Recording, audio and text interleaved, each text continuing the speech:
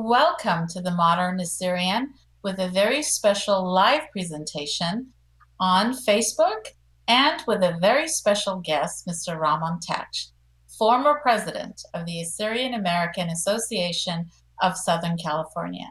Let's watch this video and please join me for a very important topic of civic engagement and the Assyrian community.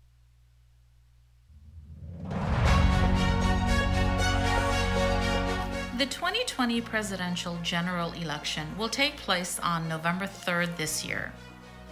The Assyrian National Broadcasting encourages all Assyrian Americans who are active registered voters to participate in this historic election. The National Voter Registration Act, a federal law signed in 1993, the purpose of it was to increase the number of registered voters in the United States by requiring many government offices to offer the opportunity to register to vote, to protect the integrity of elections by requiring states to maintain accurate and current voter registration rolls.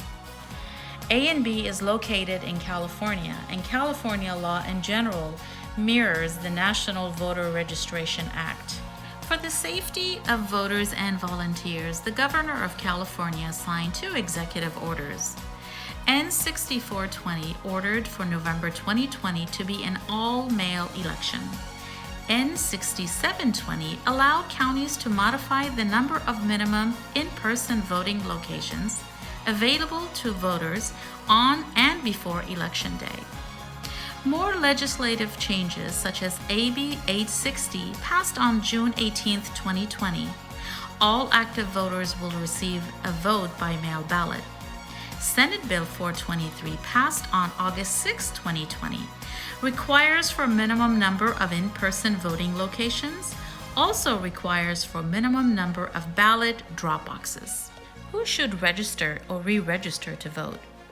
An individual who has never registered, has moved to a new address, has changed his or her name, has changed his or her political party preference, is not sure if he or she is registered to vote with their current information, and finally, has not voted in the last several elections. Voter registration eligibility. To register to vote in California, you must be a United States citizen and a resident of California, 18 years old or older on Election Day, not currently in state or federal prison or on parole for the conviction of a felony, not currently found mentally incompetent to vote by a court. To pre-register to vote in California, you must be 16 or 17 years old, meet all other eligibility requirements to vote. You will automatically be registered to vote on your 18th birthday. Contact your local elections office and check on the status of your registration. Make sure that they have your most recent mailing address. And sign up for ballot tracks, as it will notify you where your ballot is being tracked and how and when it is counted. This election, let's all do our part as responsible and informed voters. Let's contribute to this historic election as we express and exercise our privilege and right as United States citizens.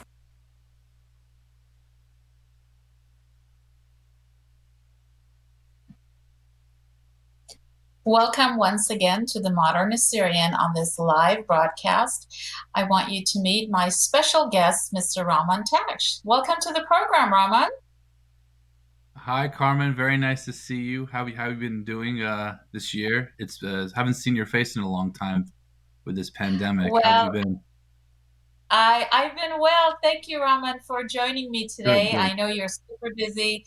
I've been on as you know, a lot of Zoom meetings as we all zooming away in this COVID generation.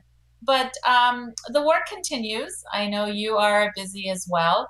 You've had several roles in your um, activism, I want to call it. I really want to thank you for all you have done and for once Thank again you. engaging in this dialogue and conversation. regarding civic engagement of the Assyrians. And I really want to thank you, Raman, because one of the reasons we're doing this live program is to be interactive.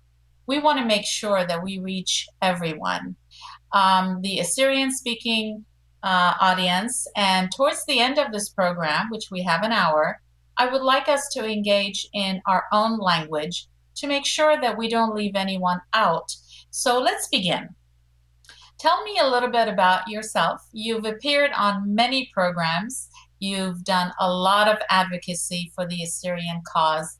But tell us a little bit about Raman, a little bit about who you are, where you were born. I know that's a good one to hear, and how you came to have this interest as a young man of your age in this generation to have so much commitment and dedication, Raman, to really be an advocate for the Assyrians.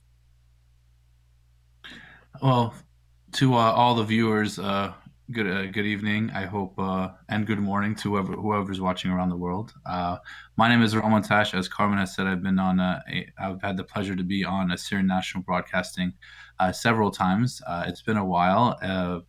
And just to answer Carmen's question, so I was actually born in England. I don't really have the accent anymore, but if I hear some of the T's might sound a little British. But I was born in England in 1982. I came to the United States when I was 7 years old, and we moved here to Los Angeles. My family all lived here, so we moved here from England. I went to a university at UC Berkeley in San Francisco. Go Bears! Shameless plug for the Bears. But had the privilege of going there.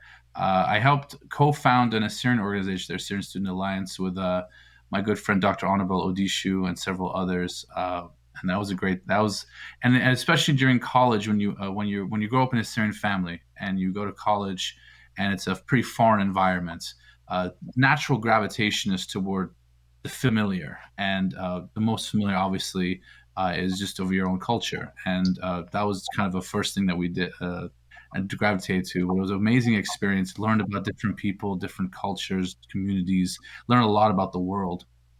uh, I was actually in Berkeley on September 11th. That's a day I won't forget because that was like it literally like the whole school, just like the whole world, country, just stopped, and I remember that very very vividly. A lot of memory. That's one memory that really sticks out. But I graduated in college in 2004.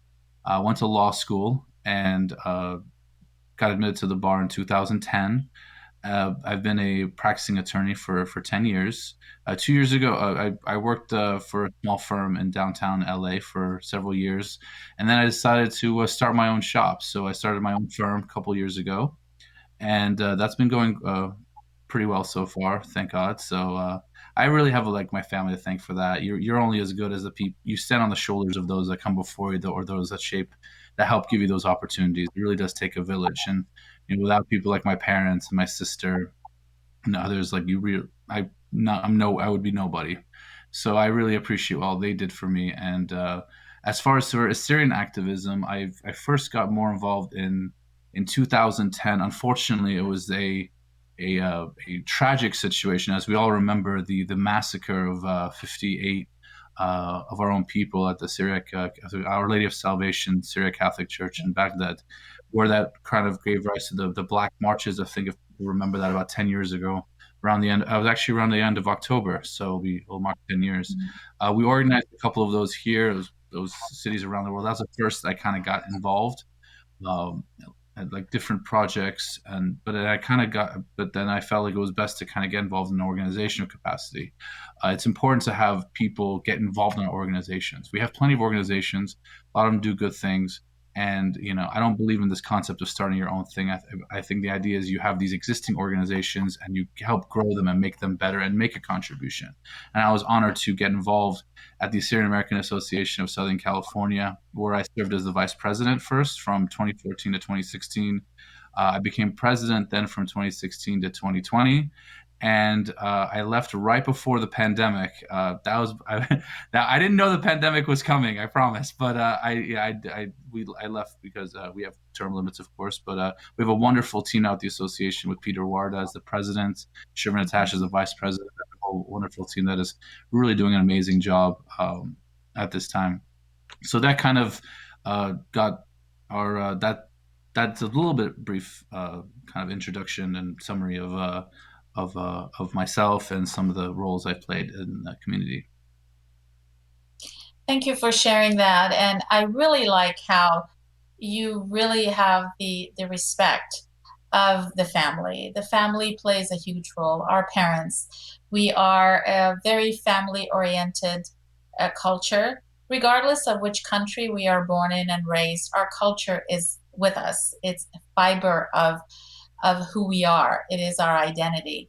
So family is important. And I also grew up in a family where I watched my parents also pay attention. But Raman, I really liked when you shared where your awakening came to be, where you felt that you had that inner mindset and that inner awakening that you needed to get active. And it is individuals like you of this generation of Assyrianism that is considered the future and the hope and the continuity of Assyrians and diaspora. Because those of us who are born from the Middle East, and I came here at a young age, but I was fortunate enough to grow up in a country where I experienced freedom and expression as an Assyrian American. And to be able to still know the difference between the Eastern way and the Western way, to still know the difference of what oppression and discrimination means in those countries. Through the acculturation and assimilation process that we know is inevitable, we still, as you said, within our organizations, and there are different uh, platforms. There is the civic organizations, political organizations, and this media that, thanks to A and B and Mr. Nino Sternian, that for having this opportunity for bringing us closer together, to have an opportunity to speak up our mind, to express ourselves. You in Los Angeles, I'm here in Modesto. We've talked to people in, different countries and different sides of the country. So we need to really appreciate those who go above and beyond to create opportunities. But let's talk about responsibility of what it takes and how we maintain this civic engagement. I've talked to you before, and I know you're an advocate. I know being an attorney, having the right education that you do, that means you're a communicator. That means you have to engage in the right dialogue. You know how to write letters. One of the things that we talk about in civic engagement, Ramond, has been civic competency and efficiency and proficiency. And I would like to engage you in this dialogue today, and hopefully those who are following us live can submit some of their questions and concerns about what have we learned from the time that our advocacy began with our local elected officials. It starts with preservation. I know personally, with my role with the Assyrian American Civic Club of Turlock, an organization that began in 1946. Imagine 1946. The challenges, the strengths of the people, this mass exodus from the east to the west, the settlement. But yet we are still struggling with how to introduce ourselves and how to speak up and how we help for those who are still in transition, for those who are still struggling and suffering. So let's talk about your experience of not only as vice president and president of the organization, which now you're an advisor for, the level of advocacy where you live, the level of establishing allies, for example, with the Armenian community, which has a large presence in Los Angeles, and how you and your peers and colleagues and associates believe that working with the mayor's office of Los Angeles, senators, assembly members, how does that come to be, and how have you elevated to a point that you can maintain and sustain this relationship, Ramond? Well, thank you for the question. Definitely, when we first got involved, and it's continued to another level with the current administration, uh, cross community collaboration and with elected officials of both political parties, and that's going to be something I'm going to be stressing a lot in this next hour. And it's not that I'm a very positive person about our community. I think we give ourselves too much. I don't you would think we give ourselves a lot of credit. Sometimes I think we kind of focus on the negatives. I'm not going to be negative about it. It's just something that has been definite improvement that we need to build on. Is the idea that we have to be working with all. We can't look at one political party or and say, well, we're only going to work with Republicans or we're only going to work with Democrats, because this is a democracy. I think our people, we grew up in a world where in Iraq you had one political party, the Ba'ath Party, and in the KRG region now you basically have one political party. In Iran you had the Islamic Republic. Before that you had the Shah that had two political parties, but they were essentially the same thing. They were two sides of the same coin. We have to be understanding that of more cognizant of the nature of American politics, which is at some point Democrats will be control, and at some point Republicans will be control. But the Assyrian cause must transcend all of that. It must supersede any party affiliation or any partisanship. You have to have friends on both sides of the aisle. Otherwise, if one side is in control and you're working with them only, and then they're no longer in control, which will happen because it's like a pendulum in democracy in the United States. Like I said, one side will be in control, another time another side will be in control.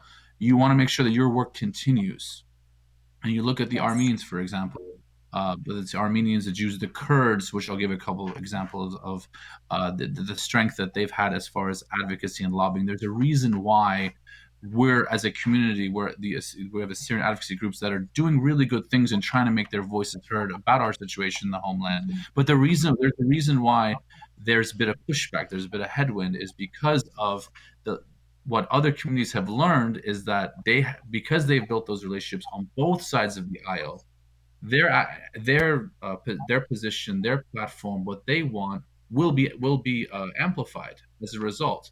And so that's important that we have to think of that. For example, you had the genocide resolution that passed last year, HR 220, recognizing the Armenian genocide. Yes, it did also include the Assyrian name as well, which was great. But if you looked at that, you had co-sponsors in the Senate. You had Senator Bob Menendez of New Jersey, a liberal Democrat, and Senator Ted Cruz of Texas, very conservative Republican. Armenians didn't just work with one side; they worked with both sides. And that's important. And they're not the only ones that do that. Plenty of other groups do that as well. Why do I raise this point? Because historically, and we are very passionate people. We have our own political beliefs, whether they're Assyrian politics, American politics, or other politics. It's important to understand that while we have those beliefs, and people are entitled to whatever partisan beliefs they may have, it's important to understand that for the sake of the Assyrian cause, that those beliefs not clout our judgments as for the betterment of our community, for the betterment of our national interests as Atsurai, as Assyrians. And I feel like for a while, for a long time ago, that had been the case. Not blaming one political party or the other. Of people, I think there's enough to go around, but it's important. And I know that our organization, as well as the Civic Club of Turlock, the Syrian American Association of San Jose, Vote Assyrian in Chicago. There are many others as well. The ACO of Arizona. And others. If I forgot your organization, I do apologize. Of just a few examples that I gave that have done really good work at building relationships on both sides of the aisle, because they've understood those things. Like I know here we've had relationships with people like Senator Scott Wilk, State Senator Wilk, and Supervisor Catherine Barger that are on one side of the political spectrum, and then on the other side you have Mayor Garcetti, Assemblywoman Christy Smith, Congressman Brad Sherman, and so on. I know in Turlock, Carmen, you've built a lot of relationships on both sides of the aisle with the assembly member, former congressman, and the current congressman. In San Jose, they've done the same thing. In Chicago with Vote Assyrian, they do forums bringing Democratic and Republican candidates. That's how it's supposed to be done. I'm very heartened that those are the steps that have been taken by prominent Assyrian organizations that are leading those efforts in this country, and I'm hopeful that that will continue. But I just need to be. I want to kind of amplify that and kind of share that message, because I think that in this era of hyperpartisanship that I see on social media a lot, especially amongst our own people, there's people that support President Trump, there's people that support Vice President Biden, there's people that support different, whether you're Democrat or Republican. It's important to remember that, ultimately we are one people. We're the brothers and sisters of one nation. We don't have to Let's not lower ourselves to kind of make fun of each other, be so hyper partisan. We are one people, and we're Assyrian first and foremost. And I think that sometimes we might lose sight of that in these times. It's a very heightened time that we live in, and it's important that, like, I share that. I share that if you see advocates in your community, in any organization that is working, let's say whether you are Republican or Democrat or liberal, conservative, or independent, and you see an organization working with some elected officials that may not share the same political beliefs as you, don't think that that organization is now a liberal organization or a conservative organization. The idea is that they want to help share the message of the Assyrian cause to amplify Assyrian American issues. That is the paramount thing. And if those people are in those positions of power and influence, it is incumbent upon our organizations that have that capability to reach out to those and build those relationships across both sides of the aisle. It is only our duty to do that as Assyrian Americans, as leaders in our community.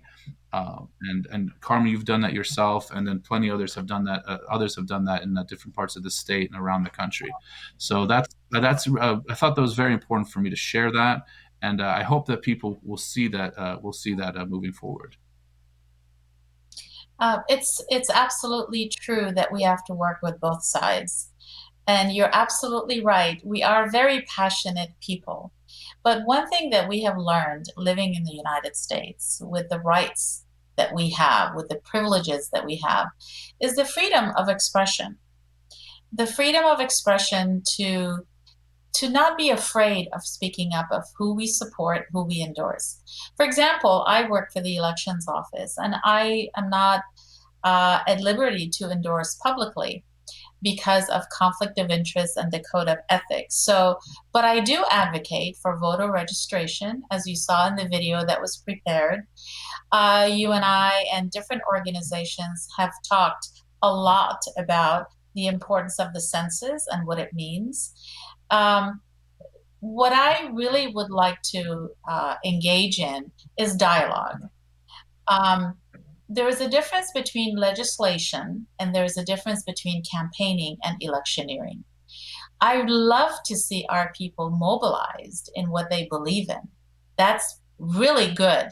We talk about engagement, but we leave it up to the individuals on how they want to engage. And this is why I think it's so important to respect each other's opinions, maintain Hmm. civility, maintain professionalism. I think we raise the bar, and we really include ourselves in that level of discussion and dialogue, especially when it comes to our engagement with our elected officials, regardless of what level, city level, county, state, and our congressional affiliation that we have. A good example, Raman, would be here where we live.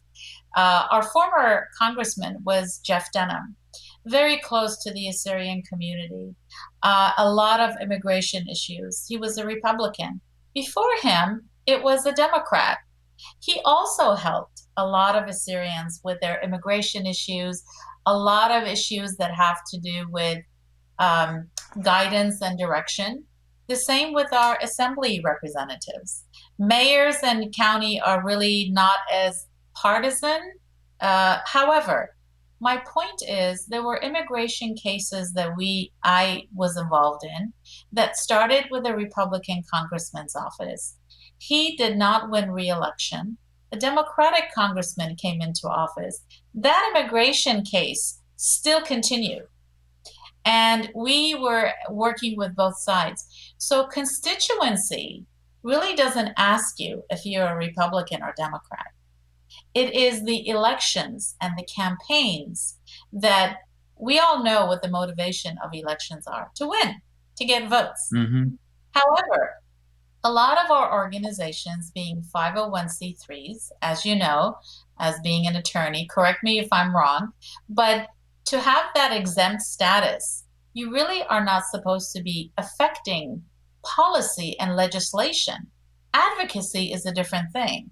So being involved in campaigns is totally different than dragging your organization, unless that organization, the sole purpose of it is to be involved in politics. So this is really important because a lot of members aren't aware what those who have those responsibilities are engaging in: writing Mm-hmm. letters, writing emails. Raman, you're aware of some of the cases of some leaders that have their own style of communicating with elected officials.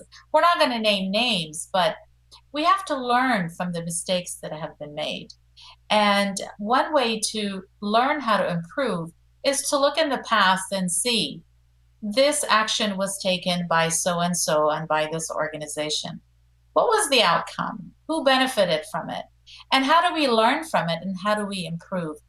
What are some of the things that you have seen um, in the past, not right now, because we really don't want to affect anyone and their work? Whenever there's an election, things are polarized. Every 4 years, we call every election a historic one. And this one too will pass, and whoever is elected, we have to work with that administration, correct? Absolutely. I don't know. Absolutely. It. We can't have a situation where you only work with one side, because then you do that, then your work stops. It doesn't make a lot of sense to do that. It's not constructive. It's not good thinking. It would counter to our cause. It would send us backwards, and no one really does that. The communities I've mentioned, whether it's anybody. I mean, you'll take even some lobby groups, for example, like the National Rifle Association, that people might associate more with a conservative ideology, and it might be the case. But if you don't think that they also work with Democratic politicians, I have a bridge I could tell you. Of course they do. They all do, because they realize that they all have to have friends on both sides of the aisle. I'll give you an example with something that happened recently. In the Roosevelt Room, there was a meeting with President Trump and his team, and that they met with the delegation from Iraq and the Kurdistan regional government. And in that room, there were two Assyrians. There were. They happened to be Assyrians that work with the KDP, and they are the minister. One was the minister of migration development, and one is not. Now people might say here, "Oh, like, am I criticizing President Trump?" No, I'm not. This is the point I'm making. That same meeting would have happened under any administration, Democrat or Republican. Why? Because groups like the Kurds, Armenians, Turks, the Jewish community, they've built those relationships. They hire, they have plenty of relationships on both sides of the aisle. They work with groups that are affiliated with the Democratic Party or Republican Party, so that they know that no matter what, whether it's President Obama or President Trump, it could be a president, whoever is president, no matter what administration, their cause continues, what they advocate for continues, and that they will have a voice, they'll have a seat at the table when, no matter, regardless of administration. That is really important to consider, not just at the federal level, but even at the local level as well. As Assyrians, I know in the Central Valley here in Los Angeles, we have a community here in Santa Clarita. There's a big congressional race here, the California 25th, between Democrat Christy Smith, Republican Mike Garcia, where the Assyrians could play a critical role with their population. I mean, that could go down to a few thousand votes. We have several thousand there. We have a huge community in the Central Valley. We have a community, obviously, in San Jose, in Michigan, in Arizona, where we can really make a difference through civic engagement and through working with both sides, because we don't want to be that community that's just only affiliated with one side. We do that, then we send our then we're only creating roadblocks for our cause by doing so. I want to see groups like Assyrians for Trump. I want to see Assyrians for Biden. I want to see Assyrians for Bernie Sanders. I want to see Assyrians for any political candidate. Getting our people involved in the process, whether it's civic engagement, volunteering, reaching out to elected officials. This is a good thing. It amplifies our voice regardless of who that elected official is. It doesn't that is something that we have to understand. I know a story once where the Assyrian Night Society had a dinner they have the Mesopotamian Night dinner, and a couple people said they refused to go because at the time, this is when Nancy Pelosi was speaker 15 years ago, uh, that she was going to be there. That's not the right thinking. I don't care if you're a Republican speaker or Democratic speaker. If you are in that position of power, third most powerful person in the country, I want you there. I want you to hear about Assyrian things. Doesn't matter what political party you are. We have to have that thinking. And I'm really heartened to see that, like I said, a lot of groups have adopted that thinking, and they are using that moving forward. But to get to the topic of civic engagement a little bit, because I know I did kind of backtrack a little bit. you know, Civic engagement involves also, of course, voting. It's really important for the Syrian American community to go out there and voice your support for whoever candidate is, but make your voice heard as an Assyrian American. We have more power in our hands than I think we realize. And this is something, and I know that maybe civic engagement in the American political process is something maybe we're a bit late on, but it's a lot better. It's a better late than never. And with our organizations having these relationships with electeds in different parts of the country, and with more of our community realizing that we really have an important voice, particularly in certain states where certain races that are a lot more competitive, not just the federal level, but the state and local. But even if it's not an area where it's super competitive, make your voice heard. Elected officials will listen if you make your voice heard. They care about votes. They care about their support. If we sit there and we don't make ourselves known about who we are, what's important to us, our rich heritage, our rich history, and the issues, the dinner table issues, or the issues as Assyrians that are important to us, such as the situation in the homeland, that's the way we begin getting more and more attention and building those relationships and getting certain things done. Otherwise, that's how other groups have done it, and we need to continue doing that. There definitely progress has been made. I see this, with in the past 20 years, 25 years, just as an Assyrian American. I got involved, several years ago, but compared to what it was, it's definitely a lot more than it used to be. There's a lot more people out there that know who Assyrians are. We have a long way to go. But to hold our rightful place as Assyrian Americans, it's really important to have that understanding, to show your support. But at the same time, like I said, if there's an elected official that you may not agree with, and if you see your organization or some that are trying to get involved and trying to get them to listen to you, that's really important, because that transcends political party. You can be passionate about what you believe in, but be understanding of the greater cause of the Assyrian American cause, which is a nonpartisan cause. It's beyond Democrat, it's beyond Republican, it's beyond liberal, it's beyond conservative. It transcends all that. And I think, and like I said, I know that whatever political persuasion you may have, please go vote wherever you live in this country, November 3rd, 2020, or early voting, mail-in voting, whatever method that you decide. It's really important to make your voice heard.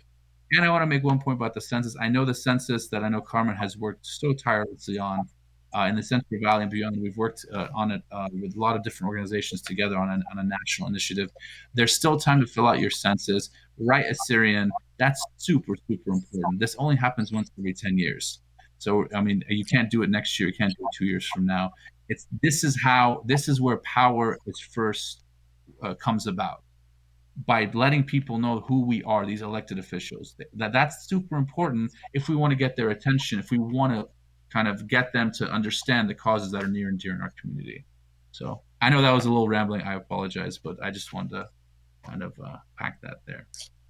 You made very good points, actually. The highlights and the talking points are right on.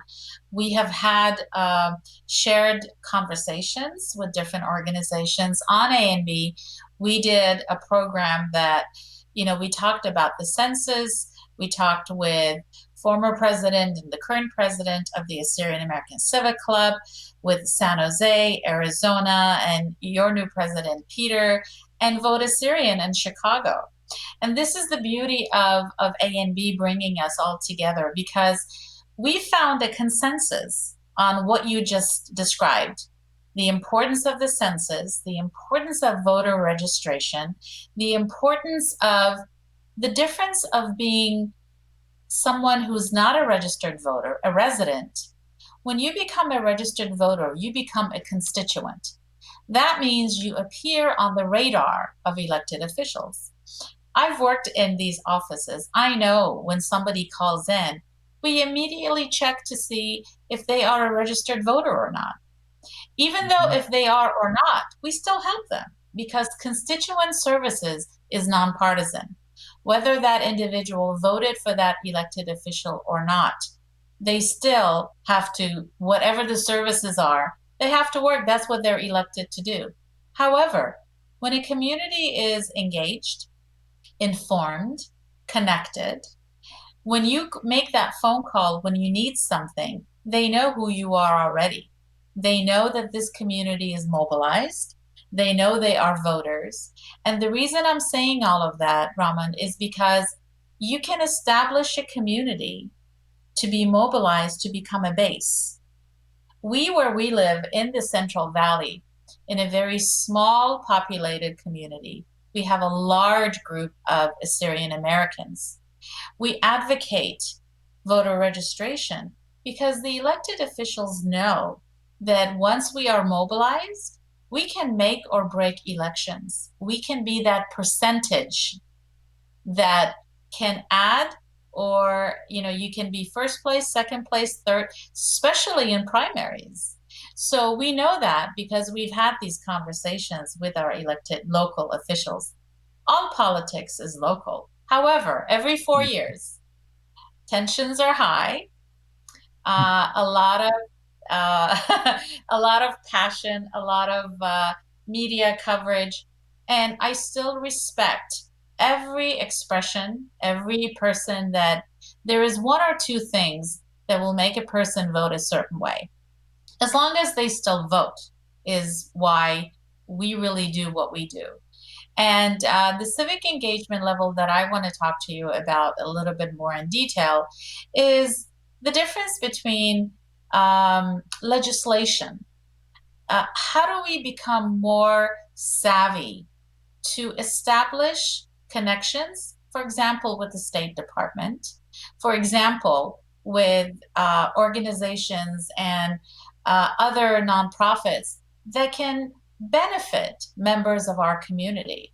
For example, where we live, as we know, after ISIS and even before ISIS, there is a mass exodus from our homeland of our people to the West. We know that's a reality. Facts tell us that there is more Assyrians living in diaspora than in our ancestral homelands. They're fleeing because of conflict. They're fleeing because of oppression, discrimination. Even though if it's not war and conflict, the quality of life, the level of discrimination is it's a forced migration of our people to flee their homeland. The Nineveh Plains is another conversation. We will not get into that. I want to talk about how do we improve the quality of life of those who are new arrivals, those who need, those of us who have been living here, we are established.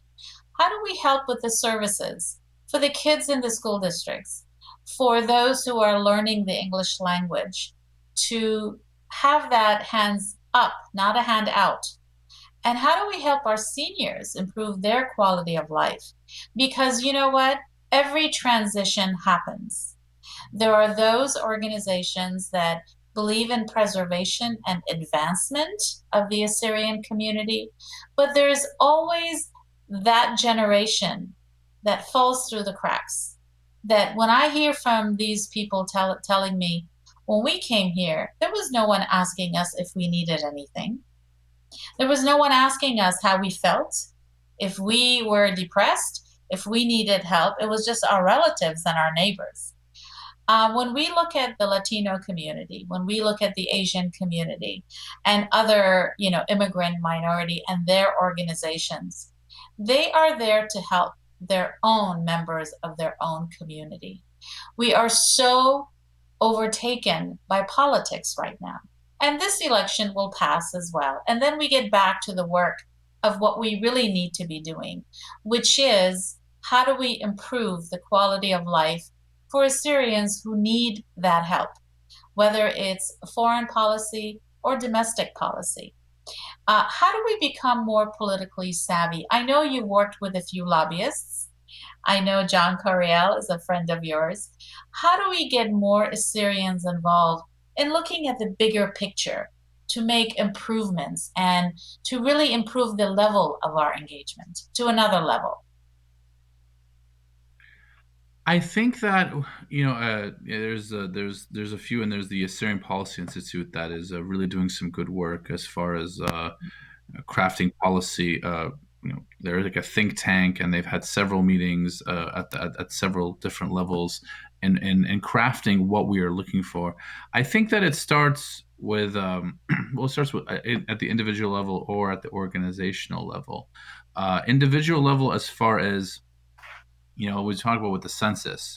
Why did I go back to that is because when you brought the examples of helping our seniors, helping our kids, our children, the more that the Assyrians there are in particular districts, and Carmen, you know this better than I do, of course, is that you're eligible for funding to, for example, Assyrian-speaking counselors. Let's say, for example, there are people that have come from the homeland in Chicago or wherever, and they've experienced some things, and you need grief counselors in that language, in the Assyrian language, that was narrowly tailored, specifically tailored to help people like that.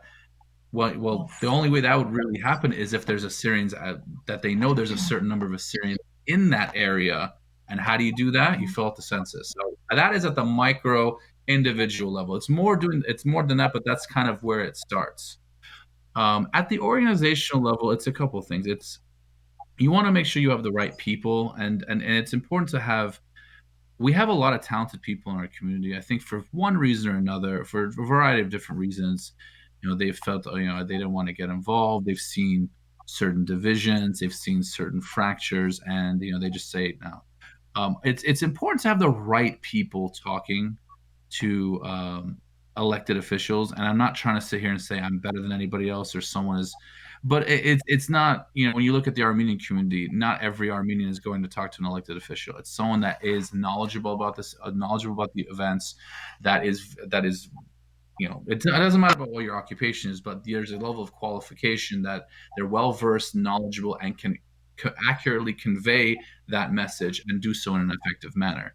We need to have those type of people talking to electeds at the local level, national level, state level, and also, while obviously there is going to be a difference of opinion, there has been a unfortunate circumstance of too many cooks in the kitchen, so to speak, or different, one group says they represent Assyrians and one group doesn't say that they represent, and so on. That doesn't really work either. That's something that kind of goes back to the qualified people that will speak in. But also we have to kind of be on the same page. I'm not saying we be unified. I don't want to conflate. Some people say unity, and I don't really. People say that a lot, but at the end of the day, a community as dynamic as ours is going to have a diversity of opinion, and that's not a big deal. I'm not saying we should all be on the same page, we should all have one thinking, but we should have, when it comes to certain issues that are near and dear to us, whether it's the recognition of the genocide, whether it's the helping of our people in our homeland, whether it's the establishment of a region in the Nineveh Plains, or supporting our security forces. Those are general principles where we can come together, and we want to make sure that we are on the same page of those. I'm not saying we're going to agree on everything, and nor should we. That's against human nature to do so. But it does require some sense of collaboration, that you are on the same page on certain things. A certain message like that Yeah. is going to be effective, and it is going to resonate with the elected officials, as we're going back to talking about ultimately at the local, state, and federal level. Because ultimately, if we don't do that, then they're going to be like, okay, well, forget it. But I did also want to bring up, just to piggyback on a point that you made, which is really crucial, and it's with you said when you look at somebody, the first thing you want to know is whether they're a registered voter. Th- that's such a crucial point, because there's a story that I remember my colleague, John Coriel, had told me, that when he was working for a lobbying firm, and they met with the senator's office, and he had mentioned that he's Assyrian. He wasn't there on behalf of Assyrians or whatnot, but he had mentioned that he was, and he threw in some things about, but he did, of course, talk about the situation in our homeland, this is, etc. And then the senator asked, how many people are there in the state of California, Assyrians wise, and he says the number, and then she looked it up and she said, no, well, not according to these official numbers. That I don't blame the senator for thinking that, because they went off official numbers. Why do I raise this? Why do I raise this point? Not that she didn't believe him; she perfectly believed him. But she said, I know that you have that many people. It just says on here, because you're underreported in census figures, that you are this number. That's why the census is so critical. Every elected official, I don't care if they're a Democrat, Republican, Independent, will always want to know, how many of you are in my district? How many of you are in my jurisdiction? I mean, Yes. Carmen, if I'm wrong, you can tell me. But that's why it's important to, in addition to the registered voter, because that's where the power is. If they know that we have that many people and that we vote, that we're active. We just sit there and we have thousands of people in our community, but we don't vote. It doesn't matter what our numbers are, But the thing is, I'll take a small group that is very active in civic engagement over a larger group that doesn't, any day of the week. And that's really important, that I wanted to kind of to talk about. So definitely at the micro level, as individuals, as I talked about with the census, but at the institutional level, at the macro level, it's a combination of just having the right people, and you have to have, those like-minded right people might have different disagreements personally, but if they're able to come together and agree on general principles, because for the most part, the general principles when it comes to the homeland are kind of are not dissimilar with one another. But the question is, we don't have the right people. We haven't had the right people for a long time talking to those electeds. But I'm heartened to know that it is heartening to know that, this generation, but that not just younger but a little bit older, doesn't that are involved in these organizations, are doing so, and they have the right mentality. So I'm very optimistic about those things. Very optimistic of our future here as Assyrians in this country, and I'm optimistic about our. I'm not naive. I know there's been a lot that we've suffered, that we continue to suffer, but I am optimistic of our potential. Thank you, Roman. I really enjoyed this conversation, because optimism and improvement and working together, and even though unity is a big bite to take at this time, but I also believe in a consensus. I want to take you back to when you invited us to Sacramento at the Capitol. When you, as the president of the organization in Southern California, did something that was so beautiful, which was the Assyrian New Year at the Senate, at the Capitol. But you invited a lot of the organizations. As the Assyrian American Civic Club, we were there. Sacramento, San Jose, you guys were there. And then you had that room at the Capitol where the elected officials came in, met with us. It was the exact scene of what unifying the California organizations was to be, because I brought my district director from the Assemblyman Pete Flora's office, and I said to him, this is what it looks like when we collaborate. This is what it looks like when one organization does something so beautiful to celebrate, to raise awareness, to inform and educate members of the state legislature in California on our Khabnisan, and we collaborate, we come to celebrate them for their achievement. It is possible. You guys made it possible, and as I mentioned to Peter, who is now the current president, I said, invite us again and we will come, and we will invite you as well, because this is how we introduce ourselves to those elected officials as a group of people that we might have different views on certain issues, but when it comes to internally, when it comes to the genocide, when it comes to our Assyrian New Year, which is really two of the most strongest issues that we have that we agree on. It really makes it beautiful that we can start, we can collaborate. Some of the things that you might do in Los Angeles of millions of people might not work for what we do in Stanislaus County, which is 500,000 people. However, we can learn from each other. We can um, contribute to an idea that you had that is working for us. And we did something that you guys can add to and put your own flavor and taste to it.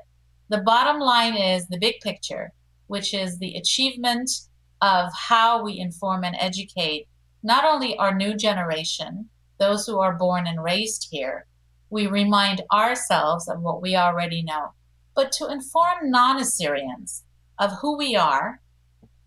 Elected officials, don't forget, they come and go. And not all elected officials are in office for decades, right? So you could do all this work with an assembly member. They're termed out, they leave. So the work continues. There needs to be continuity. There needs to be bylaws. A lot of the bylaws of our organizations are outdated. We need to update them.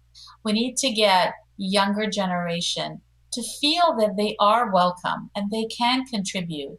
And this is how the future and you, I consider you, I'm older than you, Ramond, so you are considered the future of this nation, because as a professional, as a young man who's busy, you run your own practice and you still find time to pay attention, to realize what needs to be said, and not to say, you know what, I'm done with this, I don't see any changes, I don't see.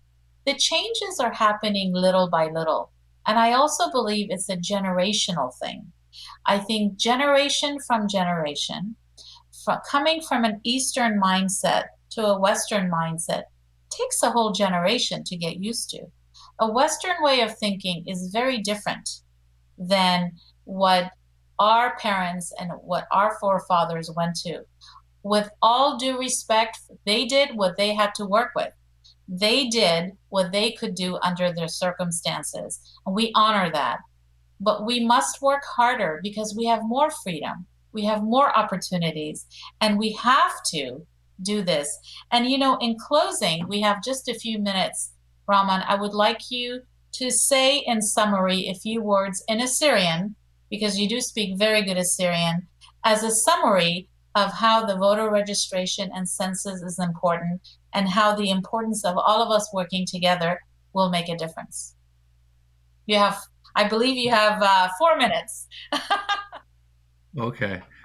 شلama aytun basimid مجد geshkan mukabid da khurza kat متتندانا كشكل دا خرزة أو دواسمت كارمن رابع أنا كتلك آتوراي دا آترا خيان دا آترا إيكد إيفك يوك أغدانا يو ديتا كد شركك يو برشياته لخشي تانك يو دي ناتوخون إنه يو دين أغدانوخون يعني states و يو آترا local, state, federal elections. It's very important قد قالن مر مخلق آتوراي أمريكاية عبيرا يابل تشكلتا من قيومة من تربة يابي بوليتيكاي ديمقراط ريبوبليكان يايتن يابي خينة اللاجر جانخ الناش بيونه بارسبايت عبيرا تخمنياته مثلا عبيرا بوشل ريبوبليكان وديمقراط أيله حقو توخم بارسبايتا أنا قلت لك شو لك قدامي قلت لك إن ما إن بس أهولات آتوراي وبغزاك قد شو تعس آتوراي قد بيان قد عبيلا كتشي جاو تشكلته من قيومة جرا عبيلا من تربة لا تباود تخمنياته سب أغمري خالنتا خا گب داوی مرخدان دا اترا خا دانا گب خیت داوی مرخدان دا اترا ان لاویلان یاو تشکلت من توربه یعنی ان پاسولات که بشکالخ من خاگی با بکالی تاما ایمن دا گب خیت بشکالنا خیلا قاعدة ان ليلة خامني خاتا بغزايخ يو اتر ان واتي خينك ارمناية كرداية تركاية هويداية كل عمن دي وادنا كل اخن زعت تخمن تجر عويلا برابا دانات ممكن عملي ليفا كد كتشن ناشم انت كد ايفا يو كما رولز تناخن ماتيو مثلا تخمنيات بوليتيقاي يو مسالا الان تخمونه ماي متخمنتا اینا اگ اتورای شول ان اهولات ناشدين يو اترا Assyrian American issues من ديانا كد انا كان كدين اگ اتورای بوش انا كاتل بوش اولو ايلا من اتشخا هم نوتا اتخادانا جابا بوزك كاجابا يدي جابا خيتا يتم بغزايتون شو تاسوخون قد بالخانة من حكمة قيومة من جابا بريشة قد ممكن خامن دني جابا بولتقاي لنا بدواكا من تحكمانية توخون لا دوكن الله أنا شو تاسا تخمونا بس أهولاتنا أتورا they're doing the responsible thing آمني أنا قد قالن بيشا شميتا بدني قيومة بولتقاي census idea بنت الما رابع أنا قلت لك قد ناش الشركة جابوا عشيتك قد كتفي قد إنا أتوراي لا كتفي خوارنا لا كتفي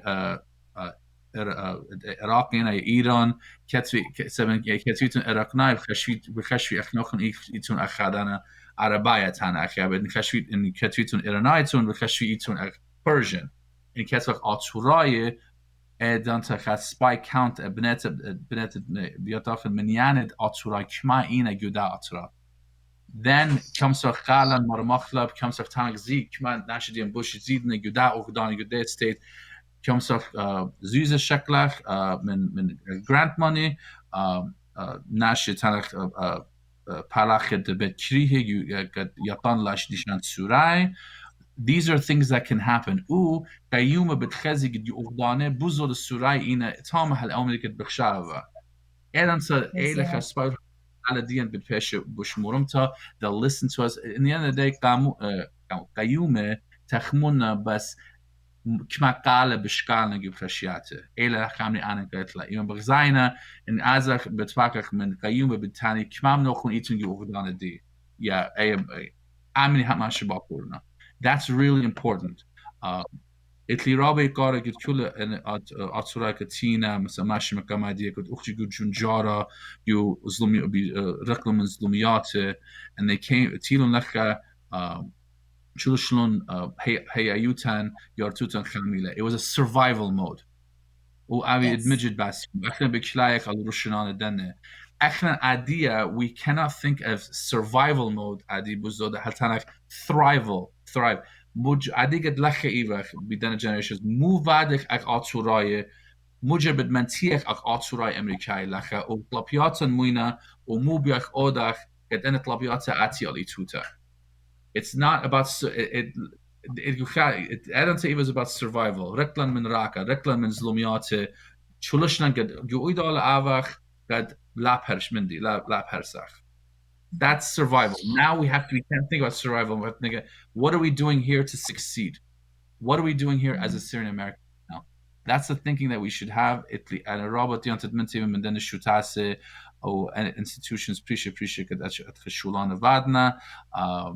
شوتا put تيم California, شوتا put Turlock, شوتا put San Jose, Vote Assyrian, Syrian American Cultures Organization of Arizona. وكما خينة قد ادمجد شولان شابير فادنا قد قالن معرومنا قد من قيوم the Assyrian Policy Institute as well. إيفالتا شكالت من قيومة at the local, state, federal level. What do we want and how we want it? But it also means احنا اغناشي also كود خامنان جرجانا ياتا يلاقشي تانك إيفك أطول census. جرا أزك vote أودف قال يافك يودن برشياته. راوا أنا قلت له لا تابود مويلة تخمون توكم لن تخمونا كوشون vote ودون بس ناشدين ازي ريجستر اوردي قد قال يبي والشركه يقولون برشياته ادانتا اخنا الخزيتون قال ديان بد بيش بدي بوش بالا بد مسمي they'll pay attention Yes. and will be an important constituency. You could you California, you Tampa, California, you Northern California, you Arizona, Michigan, Illinois, وشركة. So بسيمة that's رابا رامان مقرفة التخمنياتو رابا بسيمة متيخ الختامة خرزة ودانان دخجة رابا بشكري تبيلة بتشادن منوق مدري درد AAB مقرفة التخمنيات بريشة قمنتت أمتن رابا بسيمة. Thank you for being on The Modern Assyrian. This concludes my conversation with Mr. Ramond Takhsh, former president of the Assyrian American Association of Southern California. Join me next time on The Modern Assyrian.